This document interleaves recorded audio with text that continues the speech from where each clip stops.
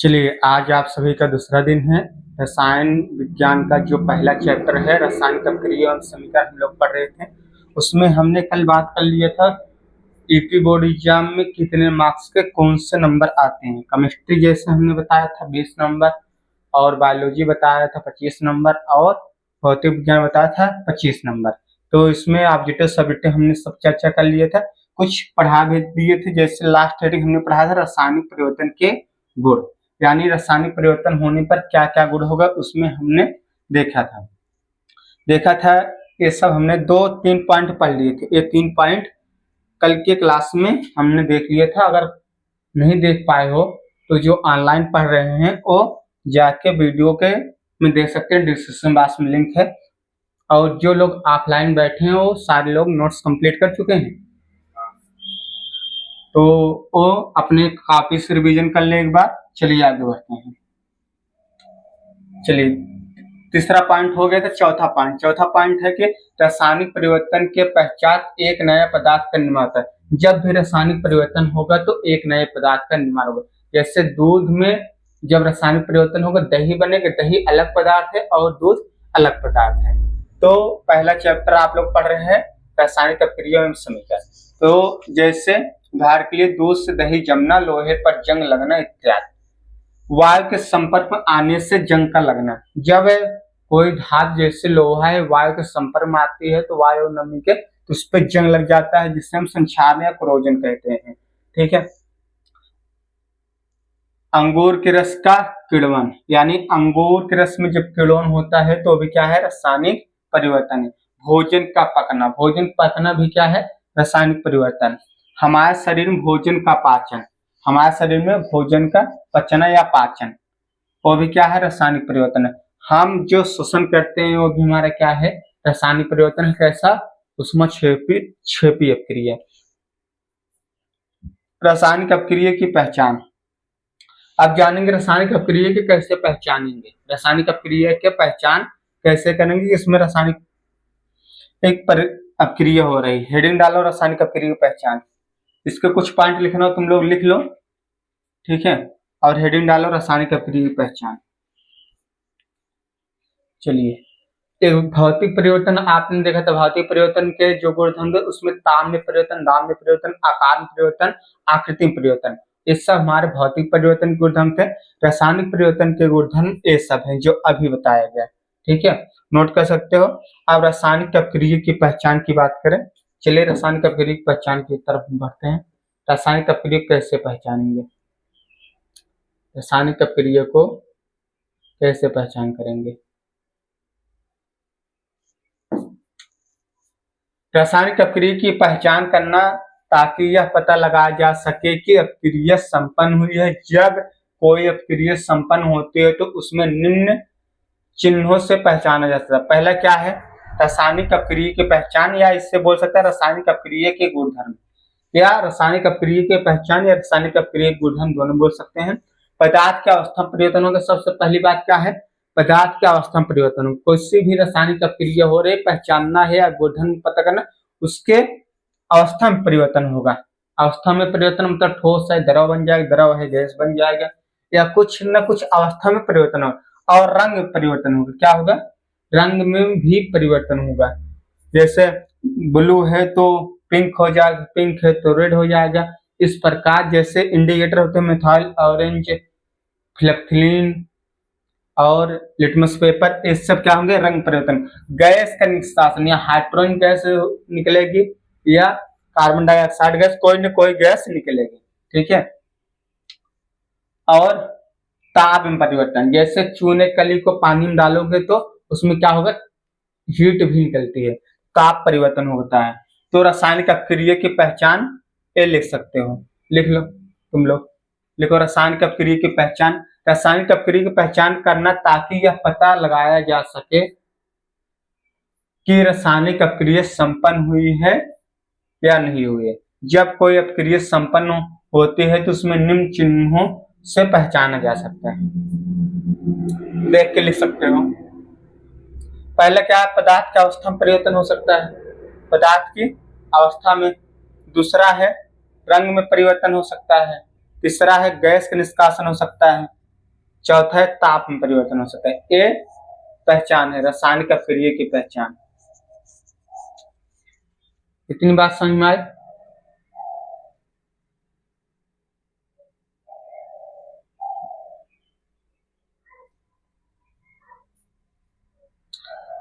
जब अम्ल की अपक्रिया धातु से कराते हैं तो वो हाइड्रोजन गैस विस्थापित करती है, तो यानी गैस का निष्कासन हो सकता है। जैसे अम्ल है, जैसे ही अम्ल क्या है,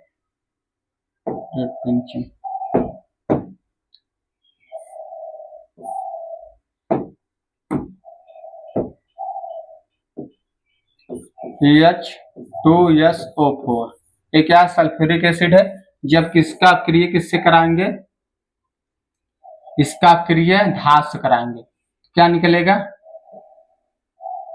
ZnSO4 प्लस H2 गैस। तो अब क्या होगा कि इसके पदार्थ के अवस्था में परिवर्तन हो सकता है और रंग में परिवर्तन हो सकता है। गैस का निष्कासन, देखो गैस का निष्कासन इसका क्रिया इसके साथ करा दिए तो गैस का निष्कासन हो गया हाइड्रोजन गैस। तो ऐसे हम पहचान सकते हैं कि हमारा कौन सा अपक्रिया है, रासायनिक अपक्रिया की पहचान। अगर बोला जाए एक कौन सा अपक्रिया है तो ये है आपका विस्थापन अपक्रिया। कौन सा अपक्रिया हमने लिखा, विस्थापन अपक्रिया की एग्जाम्पल है। विस्थापन अपक्रिया मतलब जिंक हाइड्रोजन गैस को विस्थापित कर दिए।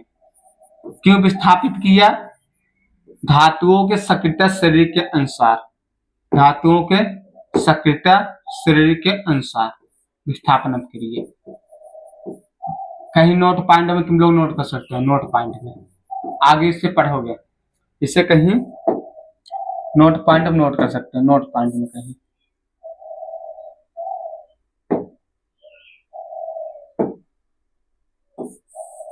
कहीं नोट पॉइंट में नोट कर सकते हो। गैस के निष्कासन की एग्जाम्पल हमने दे दिया।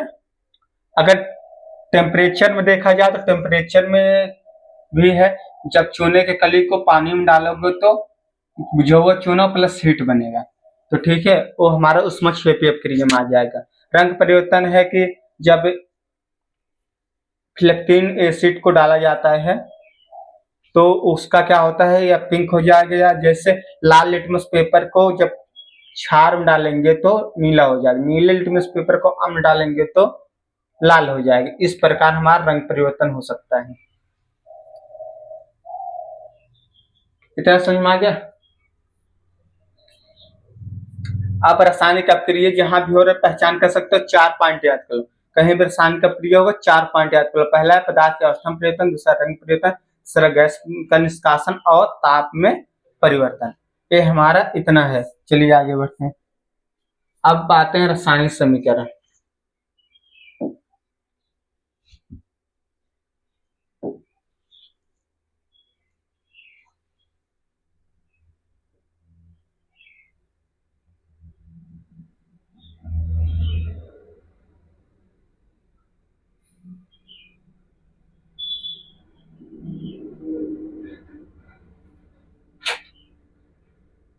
चलिए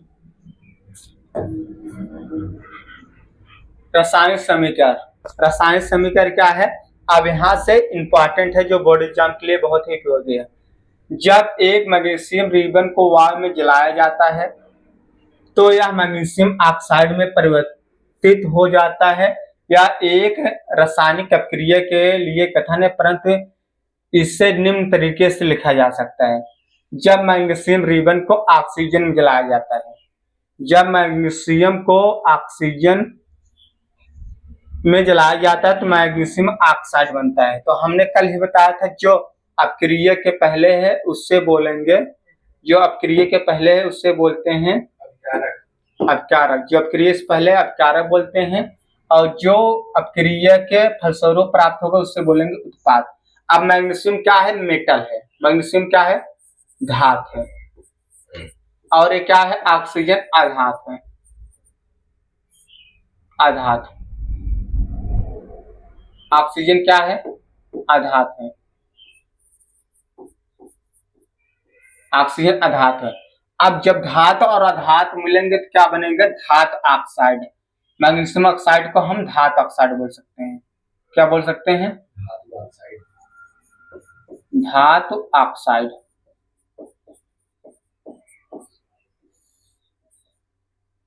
धात ऑक्साइड, ठीक है। तो अब ये देख सकते हैं धात प्लस अधातु मिलके क्या बना लिए हैं? धात ऑक्साइड। क्या बना लिए हैं? धात ऑक्साइड। ऑक्सीजन है, अधातु अगर ऑक्सीजन है तभी धात ऑक्साइड बनेगा। तो इसमें हम देख सकते हैं इस प्रकार। अब एक कौन सी भाषा में लिखा है? ये हमारा शब्द समीकरण लिखा है। क्या लिखा है? ये हमारा शब्द समीकरण है। ये हमारा शब्द समीकरण है। शब्द में लिखा गया है तो शब्द समीकरण। शब्द समीकरण। अब इस तरफ अपकारक है, उस तरफ उत्पाद है, ठीक है। तो यहां देखा जा सकता है कि ये एक चीज और यहां लिख सकते हो, धात प्लस अधात, ऑक्सीजन अधातु है तो धात ऑक्साइड बना है। तो अब लिख सकते हो धातुओं का ऑक्साइड क्षारीय होते हैं। तो नोट पॉइंट कहीं लिख सकते हो, नोट पॉइंट स्टार में, ये बेसिक जानकारी है, कहीं लिख सकते हो। धात का ऑक्साइड क्या होते हैं? क्षारीय होते हैं। धातु के ऑक्साइड, अभी आम्ल क्षार रावण में पढ़ोगे इसे, ऑक्साइड क्या होते हैं? क्षारीय होते हैं। क्षारीय होते हैं। अगर धात का ऑक्साइड क्षारीय है तो अधात का ऑक्साइड क्या होंगे? धात का ऑक्साइड क्षारीय है तो धात का ऑक्साइड अम्लीय होंगे। अधात का ऑक्साइड अम्लीय होंगे, लिख भी सकते हो सुबह। धात के ऑक्साइड क्षारीय होते हैं, अधात के ऑक्साइड अम्लीय होते हैं। अब यहां देखा जाए इस प्रकार समीकरण को लिखना शब्द समीकरण कहलाता है। रासायनिक अपक्रिया को लिखने के लिए दूसरा तरीका है, अगर इस प्रकार हमने लिख दिया तो उसे बोलेंगे शब्द समीकरण। इस प्रकार हमने अगर लिख दिया है तो उसे बोलेंगे शब्द समीकरण। लेकिन इसको फार्मूला के रूप में लिखना है। फार्मूला MgO2 बन गया MgO, ठीक है। मैग्नीशियम ऑक्साइड क्या बन गया? Magnesium oxide. अब एक तो शब्द समीकरण के बाद हमने रासायनिक समीकरण बना लिया। ये क्या है? रासायनिक समीकरण। ऐसे लिखने क्या कहलाएगा? रासायनिक समीकरण। रासायनिक समीकरण। समीकरण। अब रासायनिक समीकरण है तो रासायनिक समीकरण संतुलित करना भी जरूर होता है। रासायनिक समीकरण संतुलित किस लिए करते हैं? द्रव्यमान संरक्षण का नियम का पालन करने के लिए। रासायनिक समीकरण संतुलित किस लिए किया जाता है? द्रव्यमान संरक्षण कक्षा 9 पढ़ के आए हो, उससे पालन करने के लिए। तो इससे संतुलित करने के लिए क्या करना होगा? यहाँ देखो ऑक्सीजन कितनी बार है? 2 बार। इस तरफ कितनी बार है? कितनी बार है? इस तरफ ऑक्सीजन कितनी बार है? 2। इस बार इस तरफ 1। तो 2 का गुणा कर दो, 2 बराबर हो जाएगा। 2 का गुणा करो, इस तरफ 1 बार है, इस तरफ भी 2 का गुणा करेंगे तो हमारा बराबर हो जाएगा, ठीक है। अभी टेक्निकली इससे हम 2 का मल्टीपल, यहाँ 2 का मल्टीपल करो और 2 का मल्टीपल करते ही मैग्नीशियम 2 टाइम्स होगा तो मैग्नीशियम इस तरफ सिंगल टाइम है तो यहाँ भी 2 बार गुणा कर दो, ये दोनों तरफ क्या हो जाएगा? बराबर हो जाएगा, ठीक है। अपने कॉपी में तुम लोग बैलेंस कर लो, लिख के बैलेंस कर लो, यहाँ तक लिखो, ठीक है। आगे बात की जाए रासायनिक समीकरण को लिखने का सांकेतिक तरीका है। किसी रासायनिक अपक्रिया के समीकरण को 2 भागों होते हैं। रासायनिक समीकरण को लिखने के सांकेतिक तरीका है। किसी रासायनिक अपक्रिया के समीकरण के 2 भाग होते हैं, पहला अपकारक, दूसरा उत्पाद। अपकारक क्या? अपक्रिया के पहले वाला भाग। उत्पाद क्या है? अपक्रिया के बाद वाला भाग, ठीक है। ये हमारा हो सकता है, नोट करते रहो।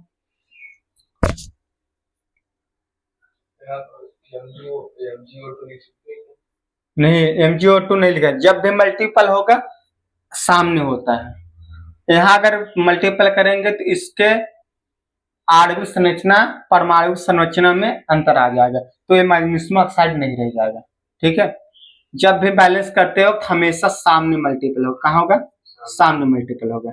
ठीक है, तो मल्टीपल कर लो। अभिकारक क्या है? वो पदार्थ जो किसी अपक्रिया में भाग लेते हैं, ये हमने कई बार बता दिए है, फिर आएगा। अभिकारक कहलाते हैं, जैसे ऊपर समीकरण मैग्नीशियम एवं ऑक्सीजन अपक्रिया में भाग ले रहे हैं तो क्या हो जाएगा? अपकारक। लेकिन उत्पाद क्या? अपक्रिया के बाद बनने वाले पदार्थ को उत्पाद कहते हैं। जैसे समीकरण में MgO क्या है? हमारा उत्पाद है। MgO क्या है? उत्पाद है। ये सब चीजें याद कर लो। और जो अभी यहाँ इंपॉर्टेंट चीज बताया गया, धातु के ऑक्साइड क्षारीय होते हैं और अधातु के ऑक्साइड क्या होंगे? अम्लीय होंगे। ये भी नोट कर लो। रासायनिक समीकरण की पहचान हमने बताया, रासायनिक अपक्रिया की पहचान हमने बताया। आज क्लास में क्या क्या देखा? आज क्लास में रासायनिक परिवर्तन के गुणधर्म देखा। ठीक है, रासायनिक परिवर्तन गुणधर्म में हमने देखा कि काफी सारे पॉइंट, कल 3 पॉइंट देखे थे, आज और पॉइंट देख लिए हैं। जंग लगना, दूध लगना। कभी आपने सोचा होगा कि दूध क्यों फट जाता है, दूध से दही क्यों बन जाता है, लोहे पे जंग क्यों लग जाता है? ठीक है, तो इन सब के कार्य इस वीडियो में हमने आज की वीडियो में देखा। और बात की जाए तो फिर हमने रासायनिक अपक्रिया देखा। रासायनिक अपक्रिया में जो है कि उसकी पहचान देखा कि रंग परिवर्तन, ताप परिवर्तन, गंध परिवर्तन, ये सब परिवर्तन होते हैं, तो उसे हम बोलते हैं रासायनिक अपक्रिया की पहचान और अवस्था परिवर्तन। ये सब 4 पॉइंट हमने देखा। फिर आगे रासायनिक समीकरण। रासायनिक समीकरण क्या है कि मैग्नीशियम V1 को जब वायु के उपस्थिति में जलाया गया तो क्या बन गया? Magnesium oxide. तो ऐसे लिखा गया शब्द समीकरण और इस प्रकार लिखा गया तो हमारा रासायनिक समीकरण। अब रासायनिक समीकरण इसे संतुलित करना भी जरूरत है। तो संतुलित करने के लिए जितने टाइम से अपकारक है उतने टाइम से उत्पाद भी होने चाहिए। तो द्रव्यमान संरक्षण का नियम का पालन करने के लिए हमने इसका भी उपयोग किया। फिर इसके 2 भाग होते हैं। सांकेतिक तरीका है रासायनिक अपक्रिया के 2 भाग होते हैं, अपकारक और उत्पाद। लिख सकते हो अपकारक उत्पाद उस दिन लिखे थे, आज इस भाषा में लिख लो। जैसे इस समीकरण में अपकारक कौन है, लिखना हो तो लिख लो। इस समीकरण में अपकारक कौन है? इस समीकरण में अपकारक मैग्नीशियम और ऑक्सीजन है। तो इसमें क्या है अपकारक? इस समीकरण में अपकारक क्या है? मैग्नीशियम और ऑक्सीजन।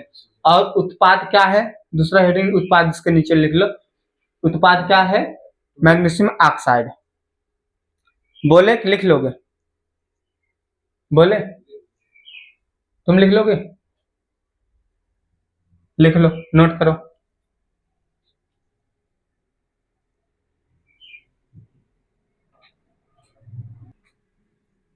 चलिए, नोट हो गया सबका? नोट कर लीजिए। अपकारक क्या है? इसमें अपकारक का कार्य क्या है? जो अपकारक है मैग्नीशियम और ऑक्सीजन है, और उत्पाद क्या है? MgO। ठीक है, तो यहां तक नोट हुआ। चलिए आगे बढ़ते हैं। चलिए, पहला चैप्टर ही पढ़ रहे हैं, रासायनिक अपक्रिया एवं समीकरण। उत्पाद क्या है? किसी अपक्रिया के दौरान नए बनने वाले पदार्थ को उत्पाद कहते हैं। कल हमने लिखवाया था, आज भी है। जैसे समीकरण में Mg और O2 के भाग लेने से नए पदार्थ क्या बना है? Magnesium oxide. तो हमारा मैग्नीशियम ऑक्साइड क्या है? उत्पाद है। ठीक है, जो पदार्थ बनेगा उसे उत्पाद बोलेंगे, जिस पदार्थ से मिलकर बन रहे हैं उसे अपकारक बोलेंगे। जैसे सब्जी बन रहा था, आलू और मसाला पानी क्या हो जाएंगे? अपकारक हो जाएंगे, और जो सब्जी बना है हमारा क्या हो जाएगा? उत्पाद हो जाएगा। इस प्रकार हम समझ सकते हैं। चलिए आगे बढ़ते हैं। अगर ये चीज बेसिक चीज जानना है तो ये क्या बोलते हैं? टेस्ट ट्यूब, इससे बोलते हैं स्टैंडर्ड फ्लास्क। ठीक है, सब्जियों का सड़ना भी क्या है? हमारा रासायनिक अपक्रिया है। तो उसमें ऊष्माक्षेपी अपक्रिया होती है। जैसे सब्जी को रख दो बंद डिब्बे में या बंद कपड़े में या बंद प्लास्टिक में, तो क्या होगा? उसमें हीट उत्पन्न हो जाती है। अगर हीट उत्पन्न हो रही तो कौन सी अपक्रिया होगी? ऊष्माक्षेपी अपक्रिया। कभी क्या सब्जी एकदम भप्पा मारने लगता है, नहीं मतलब हीट छोड़ता है, तो वो हमारा ऊष्माक्षेपी अपक्रिया है। आप पढ़ेंगे इंपॉर्टेंट, आप रासायनिक समीकरण को लिखना। अभी हमने देखा रासायनिक समीकरण, क्या देखा?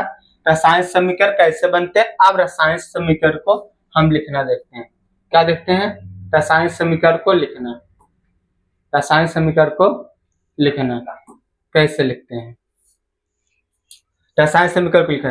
रासायनिक समीकरण एक रासायनिक अभिक्रिया को प्रदर्शित करता है, इसलिए रासायनिक समीकरण में तीर के निशान के बाईं ओर अभिकारक को लिखा जाता है और उसके बीच में प्लस चिन्ह लगाया जाता है। इस प्रकार तीर के दाईं ओर उत्पादों को लिखा जाता है और उसके बीच में प्लस का चिन्ह लगाया जाता है। समझ में?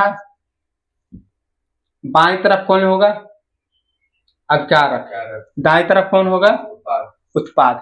बाईं तरफ अभिकारक, दाईं तरफ उत्पाद। बोलते लिखोगे कि ऐसे समझ गए? रासायनिक समीकरण लिखने के लिए बाएं तरफ हम अभिकारक को लिखते हैं और दाईं तरफ उत्पाद लिखते हैं। तो जितने भी अभिकारक होंगे सब प्लस प्लस में लिखेंगे और जितने भी उत्पाद बनेंगे सब में प्लस प्लस लिखेंगे। चलिए इसे समझ लेते हैं, एक एग्जाम्पल यहीं दे देते हैं। चलिए एक एग्जाम्पल में जैसे हम लेते हैं, जैसे हम लेंगे हैबरबीथ द्वारा अमोनिया का निर्माण N2H2 क्या बनेगा, अमोनिया NH3।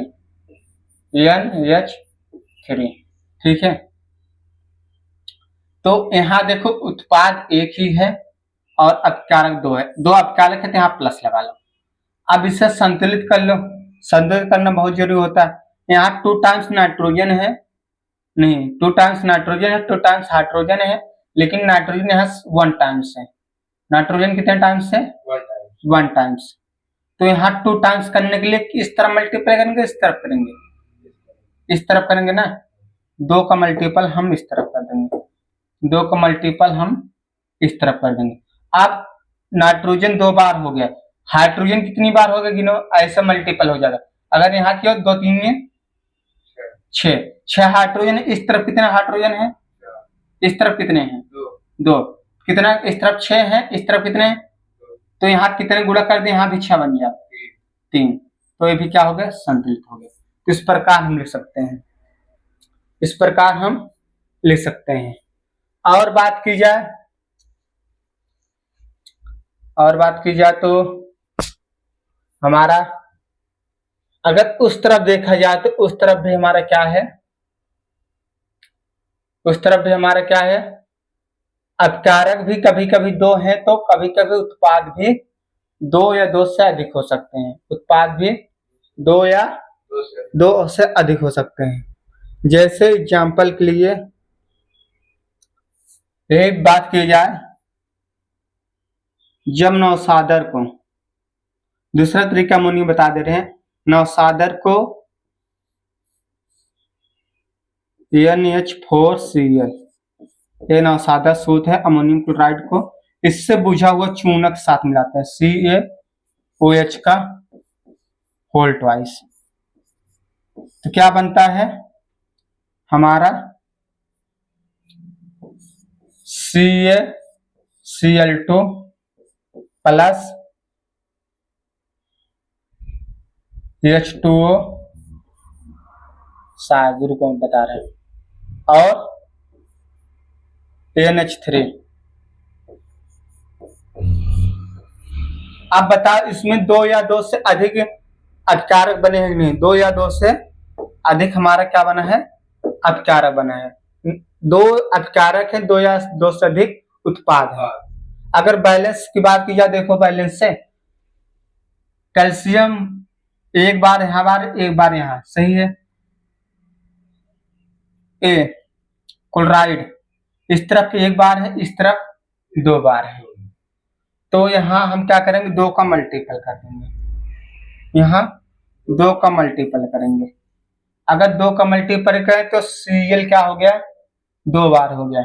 अगर यहाँ नाइट्रोजन कितनी टाइम्स हो गया, यहाँ नाइट्रोजन कितनी बार हो गया, यहाँ 2 बार हो गया, तो यहाँ 1 बार है, तो यहाँ 2 का गुणा कर देंगे। तो अब बताओ नाइट्रोजन भी बैलेंस हो गया। अगर बात की जाए अब हाइड्रोजन की, हाइड्रोजन की बात की जाए तो हाइड्रोजन कितनी बार है यहाँ? हाइड्रोजन यहाँ कितनी बार? 2 चौके 8, और इस 2 चौका 8 और यहाँ 2, 8 2 10। लेकिन यहाँ कितनी बार है? यहाँ 2 3 6, कितनी कमी है? 4, 4 कमी है, तो 2 3 6 2 8, 2 का गुणा कर देंगे 10 हो जाएगा। अब देखो 2 3 6 6 4 10, 10 हो गया। अब ऑक्सीजन देखो यहाँ कितनी टाइम्स है? ऑक्सीजन कितनी टाइम्स है? 2 टाइम्स, और यहाँ 2 टाइम्स है, मल्टीपल हो जाएगा। कितनी टाइम्स है? ये मल्टीपल पूरे में होता है, इसमें भी होगा इसमें भी 2। अब यहाँ पूरा बैलेंस हो गया। तो यही कह रहा है कि जितने भी अपकारक होंगे लेफ्ट हैंड साइड लिखे जाएंगे, जो अपकारक होंगे कहाँ लिखे जाएंगे? लेफ्ट हैंड साइड, और उत्पाद कहाँ लिखेंगे जाएंगे? Right hand side. अगर एक से अधिक अपकारक है तो प्लस में लिखेंगे, एक से अधिक उत्पाद है तो प्लस में लिखेंगे। दोनों भी अमोनिया बनाने की विधि है, तो नोट पॉइंट हम लिखो। ए हाइबर विधि द्वारा अमोनिया बनाने की विधि है, हाइबर विधि द्वारा। पहला हमने किसके बताया? हाइबर विधि द्वारा अमोनिया का निर्माण, हाइबर विधि द्वारा अमोनिया के निर्माण। किसका? अमोनिया गैस का फार्मूला है। और ये क्या है? दूसरा क्या है? प्रयोगशाला विधि। नोट कर लो, एग्जाम में आता है, बोर्ड एग्जाम में। प्रयोगशाला विधि क्या है? प्रयोगशाला विधि। हाइबर ने क्या किया था? 1 टाइम्स नाइट्रोजन गैस लिया, 3 टाइम्स हाइड्रोजन गैस को संघनित कराया, तो हमारा अमोनिया बन तैयार हो। क्या? Ammonia, ammonia gas, ammonia gas. रासायनिक समीकरण लिखने का तरीका जो है, पहला तरीका ए हो गया। दूसरा तरीका है कि गैस है तो एरो का चिन्ह लगाएंगे, ठीक है। गैस जो बनेंगे उसमें एरो चिन्ह लगाएंगे कि ये ऊपर चले जाएंगे। इससे बोलते हैं नौसादर, अमोनियम क्लोराइड या नौसादर, इसे नौसादर बोलते हैं। क्या बोलते हैं? नौसादर। भौतिक नाम नौसादर है और रासायनिक नाम अमोनियम क्लोराइड। इसका क्या नाम है? कल हमने बताया था, बताओ इसका क्या नाम है? इसका कैल्शियम हाइड्रोक्साइड, बुझा हुआ चूना, बुझा हुआ चूना, कल बताया था ना। ये बुझा हुआ चूना है, ए कैल्शियम क्लोराइड है, ए कैल्शियम क्लोराइड है, ए अमोनिया भी हमने लिख दिया, नोट कर सकते हो। तो यहाँ सिर्फ इतना देखना है कि एक चीज तुम्हारा टॉपिक के नहीं, ये जो हमने यहाँ बताया तुम्हारा टॉपिक का नहीं है, लेकिन हम याद करा दे रहे हैं कि ये हाइबर विधि है, प्रयोगशाला विधि है। आगे नोट पॉइंट कहीं लिखते चले। हमारा सिर्फ उद्देश्य था यहाँ लेफ्ट हैंड साइड और राइट हैंड साइड दिखाना, लेफ्ट हैंड साइड और राइट हैंड साइड और प्लस का चिन्ह दिखाना। इतना नोट हो गया? आगे बढ़े, चलिए। जैसे यहाँ क्या है? विस्थापन अपक्रिया है। अभी ये एग्जाम्पल हमने शायद पहले इसके पहले बताया आप सभी को, एग्जाम्पल अभी बताया ना। विस्थापन अपक्रिया, विस्थापन क्या? धातु से सभ्यता से के अनुसार जिंक या हाइड्रोजन गैस को विस्थापित कर देगी, तो गैस में हम क्या लगाएंगे? तीर का निशान। एक गैस बना है तो गैस में एरो का सिंबल होता है, ठीक है। अब देखो अपकारक के बीच क्या लगा? प्लस लगा है। अपकारक के बीच क्या लगा है? प्लस लगा है, और उत्पाद के बीच भी प्लस लगा है। अपकारक को बाईं ओर लिखा गया है, उत्पाद को दाईं ओर लिखा गया, बीच में क्या होता है? तीर होता है। बीच में हम क्या लगा देते हैं? तीर, ठीक है। ये बात समझ, ये हमने पहले भी समझा दिया। गैस में ही एरो लगता है। हाँ, गैस में ही एरो लगेगा, ठीक है। कंकाली रासायनिक समीकरण, कंकाली रासायनिक समीकरण क्या है? अभी हमने बताया मैग्नीशियम रिबन को ऑक्सीजन साथ जलाते हैं, मैग्नीशियम ऑक्साइड प्राप्त होता है। इसकी चर्चा हमने कर ली है, ठीक है, इसकी चर्चा हमने की है। चलिए,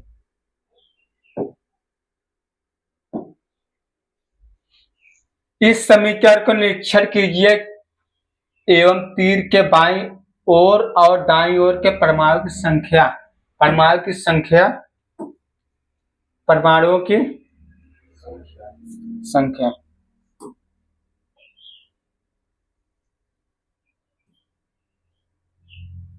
परमाणु की संख्या।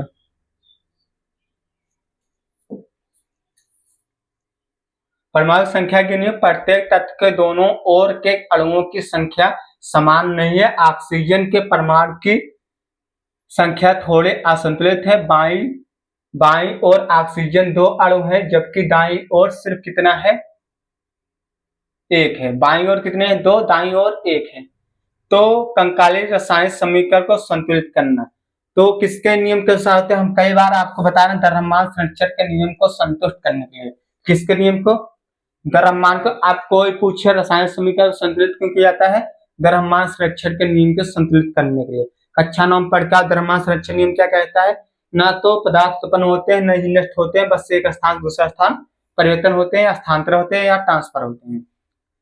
रासायनिक समीकरण संतुलित किया जाता है तीर के बाईं ओर तथा दाईं ओर के तत्वों के परमाणु की संख्या समान किया जाता है, जिससे दोनों ओर के तत्वों के परमाणु समान हो सके। ठीक है, समझ में आया? अगर बात की जाए तो अब देखिए,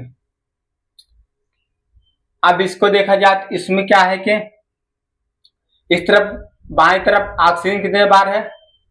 2 बार। इस तरफ कितने बार है? 1। तो यहाँ 2 बनाने के लिए मल्टीपल कहाँ करेंगे? सामने करते हैं, किसके पास करेंगे? सामने करेंगे, 2 का मल्टीपल कर दिया। अब ऑक्सीजन तो बैलेंस हो गया। अब मैग्नीशियम इस तरफ कितनी बार हो गया? 2 बार। राइट हैंड 2 बार, तो लेफ्ट हैंड कितनी बार है? 1। तो यहाँ क्या करेंगे? 2 का मल्टीपल। अब ये हो गया बैलेंस, ये संतुलित हो गया। ठीक है, जब भी संतुलित करेंगे तो इसे बराबर में लिखेंगे, लेकिन जब सिंगल वाले के लिखेंगे तो इसे छोटे में बेस में लिखेंगे। ठीक है, तो इस प्रकार हम दोनों तरफ बराबर कर सकते हैं। किसके अनुसार? एक चीज लिख सकते हो। ठीक है, एक चीज लिख सकते हो। अब रासायनिक अपक्रियाओं के प्रकार। रासायनिक अपक्रियाओं के प्रकार क्या है, अब इसकी चर्चा हम करेंगे। रासायनिक अपक्रियाओं के प्रकार निम्नलिखित हैं: संयोजन अपक्रिया, वियोजन अपक्रिया, विस्थापन अपक्रिया, द्विविस्थापन अपक्रिया, ऊष्माक्षेपी अपक्रिया, ऊष्माशोषी अपक्रिया, ऑक्सीकारक अपक्रिया जिससे उपचयन अपक्रिया बोलते हैं, अपचयन अपक्रिया और रिडॉक्स अपक्रिया। इतने अपक्रियाओं का तुम्हें कक्षा 10 में पढ़ना है। इस बार बोर्ड एग्जाम में वियोजन अपक्रिया के 2 एग्जाम्पल आए थे। 2025 के बोर्ड एग्जाम में वियोजन अपक्रिया के 2 एग्जाम्पल पूछे गए थे। वियोजन अपक्रिया के 2 एग्जाम्पल पूछे गए थे, तो ये चीज अब इंपॉर्टेंट है, बोर्ड एग्जाम में आने वाला टॉपिक है। रासायनिक अपक्रियाओं के प्रकार। रासायनिक अपक्रियाओं में अणुओं के बीच बंध का बनने और टूटने से नए पदार्थ का निर्माण होता है। जब रासायनिक अपक्रिया बंध बनते हैं और टूटते हैं, पुराने रिश्ते टूटते हैं, नए रिश्ते जुड़ते हैं, तो हमारा एक नया रिश्ता बनता है। इसी प्रकार जब रासायनिक अपक्रिया में पुराने बंध टूटते हैं, नए बंध बनते हैं, तो हमारा नए पदार्थ का निर्माण होता है। जैसे जल के अणुओं के टूटने से ऑक्सीजन तथा हाइड्रोजन उत्पन्न होता है। जब जल के अणु टूट जाते हैं तो ऑक्सीजन और हाइड्रोजन गैस उत्पन्न होते हैं, जबकि कार्बन तथा ऑक्सीजन के बीच बंध बनने से कार्बन डाइऑक्साइड बनता है। जब जल टूटेगा तो हाइड्रोजन और ऑक्सीजन गैस बनेंगे, लेकिन जब कार्बन डाइऑक्साइड क्या होंगे, कार्बन और ऑक्सीजन के बीच बंध बनेगा तो कार्बन डाइऑक्साइड बनेगा। कार्बन और ऑक्सीजन के बीच बंध बनते ही कार्बन डाइऑक्साइड गैस बनती है, जबकि जल को टूटने से हाइड्रोजन गैस और हाइड्रोजन और ऑक्सीजन गैस, यानी जब बंध टूटते हैं और बनते हैं, कोई भी चीज होगा उसका बंध टूटेगा तो हमारे नए पदार्थ निर्माण होगा। अगर जल के बंध टूट जाते हैं तो हाइड्रोजन और ऑक्सीजन गैस बनेंगे, और कार्बन और ऑक्सीजन के बीच बंध बनते हैं तो कार्बन डाइऑक्साइड गैस प्राप्त होती है। इतनी बात समझ में आई। अब इसी के प्रकार पर रासायनिक अपक्रियाओं के निम्न प्रकार होते हैं। रासायनिक अपक्रियाओं के निम्न प्रकार कौन कौन से प्रकार होते हैं? चलिए, रासायनिक अपक्रियाओं के निम्न प्रकार होते हैं: संयोजन अपक्रिया, वियोजन अपक्रिया, अपघटन अपक्रिया बोल सकते हैं। 3 प्रकार होते हैं: उष्मीय अपघटन, तापीय अपघटन, विद्युत अपघटन। विस्थापन अपक्रिया, द्विविस्थापन अपक्रिया, उपचयन एवं अपचयन अपक्रिया, और एक रिडॉक्स अपक्रिया, और 2 अपक्रिया इसमें और होते हैं: ऊष्माक्षेपी अपक्रिया, ऊष्माशोषी अपक्रिया। ठीक है, लिख लो। रासायनिक अपक्रियाओं के प्रकार लिखो। आज क्लास में यहीं तक करेंगे, उसके बाद ये सारे प्रकार हम कल बताएंगे। लिखो रासायनिक अपक्रिया प्रकार। पहला संयोजन अपक्रिया लिख लो, संयोजन अपक्रिया,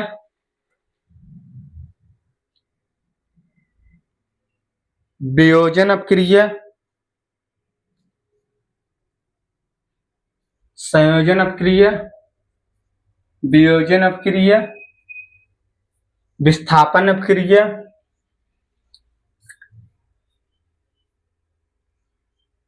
द्विविस्थापन अपक्रिया, द्विविस्थापन अपक्रिया,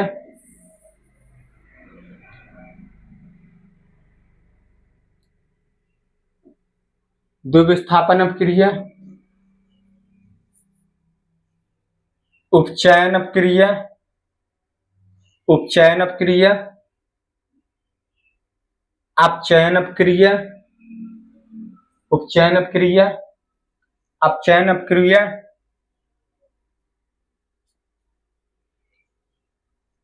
ऊष्माक्षेपी अपक्रिया। इसके अलावा जो नहीं लिखा लिख दे रहे हैं। ऊष्माक्षेपी अपक्रिया, ऊष्माक्षेपी अपक्रिया,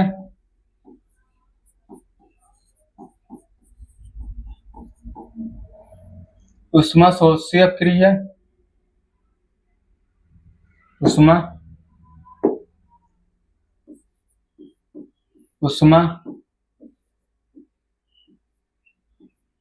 ऊष्माशोषी अपक्रिया,